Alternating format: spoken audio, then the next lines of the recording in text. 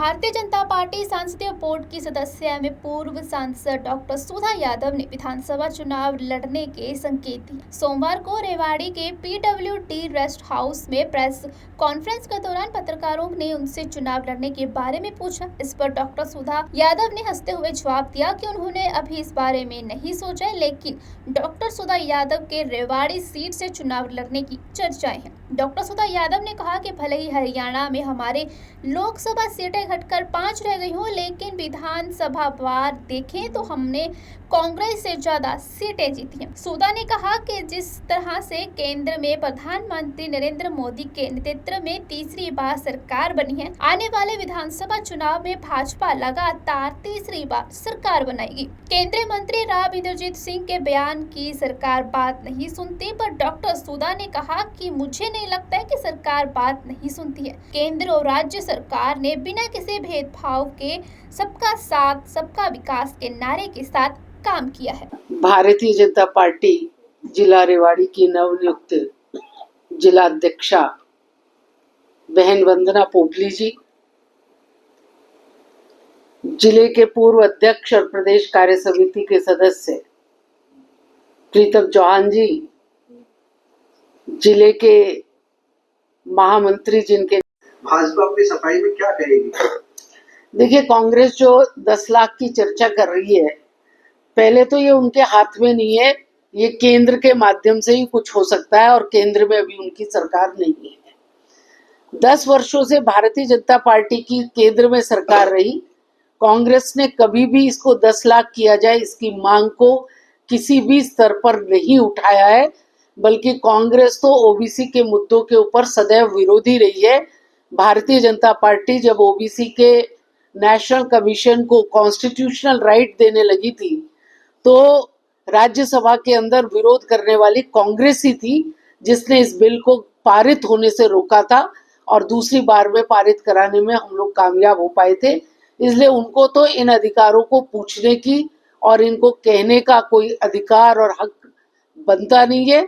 Bharatiya Janata party की सरकार ने ओबीसी के लिए अनेक योजनाएं चला करके और ये कॉन्स्टिट्यूशनल राइट से लेकर के अगर आज तक हम देखें तो पहली बार केंद्रीय विद्यालय के अंदर, नवोदय विद्यालय के अंदर, सैनिक स्कूल के अंदर अगर ओबीसी का रिजर्वेशन मिला तो वो भारतीय जनता पार्टी के शासन में मिला।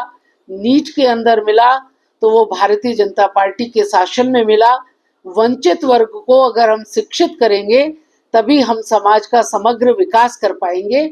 इसके नाते भारतीय जनता पार्टी की सरकार काम कर रही है। हमारी इसी में एक जिज्ञासा है, डॉक्टर सुधा यादव पिछड़ा वर्ग आयोग की सदस्य रही, क्या उस समय मनोहर लाल के सामने, हरियाणा सरकार के सामने आपकी तरफ से भी कोई प्रतिवेदन गया था? आप जगह जगह गई थी उस दौरान, क्या आपकी तरफ से इस आशय का कोई पत्र गया था कि पिछड़ा वर्ग की जो आय सीमा है उसमें कृषि आय न जोड़ी जाए, सर्विस आय नहीं जोड़ी जाए और इसको 8 लाख किया जाए? देखिए, वैसे तो प्रावधान ये है कि राज्य सरकारें अपना पास कर सकती है नियम कायदे कानून को कि वो कितना लगाना चाहते हैं और कैसा लगाना चाहते हैं, लेकिन केंद्रीय आयोग जो है वो हर राज्य के अंदर अपनी भावनाओं से अवगत कराता है कि केंद्र ने 8 लाख की योजना बनाई है तो राज्यों को भी इसके अंदर उसके साथ सहमति जताते हुए आगे बढ़ना चाहिए, लेकिन फिर भी राज्यों का विशेषाधिकार है, मतलब तो इसमें कुछ भी नहीं कर सकते। चुनाव का सरकार को बैकफुट पर आना पड़ा है। नायब सिंह सरकार ने मनोहर सरकार का फैसला पलटा है। जो सरकार ने फैसला किया है उसका स्वागत करिए। ठीक है। डॉक्टर यादव, पोजीशन रह सकती है 5 सीटें गंवाने के बावजूद भी अगर हम विधानसभा की सीटें देखें इस लोकसभा में, तो हमने कांग्रेस से ज्यादा सीटों को जीता है इसमें, और मुझे लगता है कि आने वाले चुनाव के अंदर भारतीय जनता पार्टी पूर्ण बहुमत के साथ में सरकार बनाएगी। चुनाव में कहीं से उम्मीद है रेवाड़ी से भी आपका नाम चलता रहा है? अभी तो विचार नहीं किया और न इस बारे में कोई चर्चा हुई है। अमित शाह जी जो जानना चाह रहे हैं उसकी इच्छा तो पूरी करो ना। मतलब चुनाव लड़ने की मन में इच्छा नहीं सोचा इस बारे में।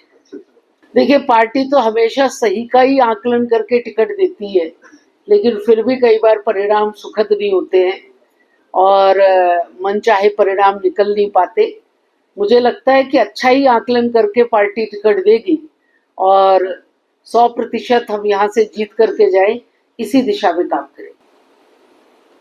मुझे नहीं लगता कि सरकार सुनती नहीं है। हरियाणा के अंदर भारतीय जनता पार्टी की सरकार ने हरियाणा एक हरियाणवी एक का नारा देते हुए आदरणीय प्रधानमंत्री जी के उस नारे को सबका साथ, सबका विकास और सबका विश्वास, इसको आगे बढ़ाया है और हर क्षेत्र का समग्र विकास करने में उन्होंने काम किया। रामविंदर सिंह 7 सीटें मांग रहे हैं, अपनी बेटी के लिए मांग रहे मैं तो चुनाव समिति की सदस्य हूँ, मेरे सामने ये विषय अभी तक आया नहीं है। हैं। उन्होंने अभी कहा था अभी जाकर खाना निकल गया। कल की मुझे जानकारी नहीं, लेकिन हमारी जो मीटिंग है उसके अंदर ये विषय आया नहीं है। मैडम, आपको लगता है केंद्रीय चुनाव समिति के मेंबर होने के नाते, पार्लियामेंट बोर्ड के मेंबर होने के नाते इस बार आपके सामने काफी सहज स्थिति होने वाली है, अपने होम डिस्ट्रिक्ट से, गुड़गांव से, रेवाड़ी से, महेंद्रगढ़ से, कैसे आपके पास लोग पहुंचने वाले हैं, तो उन सब में नामों का चयन करने में कितना सहज महसूस कर पाएंगे आप? देखिए, इन सब की प्रक्रिया तो बहुत तेजी से चलने लग रही है। लगभग सबको ध्यान में आ गया है कि कहाँ पर क्या समीकरण है और क्या कैंडिडेट्स है, तो मुझे नहीं लगता कि कोई बहुत बड़ी कठिनाई आएगी और सबको साथ लेकर के चुनाव लड़ा जाएगा। मैडम, भाजपा कहती है सबका साथ सबका विकास। सबका साथ और सबका विकास, देखिए हमने किसको मुख्यमंत्री बनाया, किसको नहीं मुख्यमंत्री बनाया, यही तो दिखा रहा है कि सबका साथ है हमारे में। हम किसी जाति वर्ग विशेष को देख करके किसी बात को बनाएंगे या करेंगे, ये नहीं होता। जहां पर हमको योग्यता दिखाई देती है या हमको लगता है कि उनको बनाना चाहिए, भारतीय जनता पार्टी तो एक सामान्य से कार्यकर्ता को भी मुख्यमंत्री बना सकती है। ये आपको देखने को मिला है कि सामान्य परिवार से आने वाले सामान्य कार्यकर्ता को भी भारतीय जनता पार्टी ही मुख्यमंत्री बना सकती है, बाकी किसी दल में इस तरीके का काम नहीं होता है। और राजनीतिक यात्राओं को देखिए, आपने राजनीतिक यात्राएं तो चुनाव में चलती हैं, चलनी चाहिए। उसका अपना एक संदेश होता है, संदेश दिया भी जाता है और संदेश लिया भी जाता है। भाजपा के चुनाव परिणाम पे इन यात्राओं का कुछ असर देखने को मिलेगा? यात्रा चालू होगी तब इसका समीकरण समझ में आएगा। एक यात्रा हरियाणा मांगे हिसाब चल रही है, एक संदेश यात्रा अम्बाला से शुरू हुई है। दोनों यात्राओं को विधानसभा चुनाव के संदर्भ में किसका हिसाब मांगेगा हरियाणा? मैं तो ये जानना चाहती हूँ कि किसका हिसाब मांगेंगे। 10 साल उनकी सरकार थी, वो पहले अपना श्वेत पत्र जारी करके हिसाब दे और फिर दूसरे की चर्चा करे, और भारतीय जनता पार्टी का तो हर कार्यकर्ता हिसाब देने के लिए तैयार बैठा है। ये तो जो डिलिमिटेशन आयोग आता है, और डिलिमिटेशन आयोग आता है उस समय इन चीजों का निर्णय होता है, और उस समय सबका अधिकार होता है कि वो अपने विषय को जाकर के वहां पर रखे। ओपन हियरिंग भी इसके अंदर होती है, तो मुझे लगता है कि अब इसके ऊपर चर्चा करने की आवश्यकता नहीं, क्योंकि दोबारा डिलिमिटेशन का समय आ चुका है।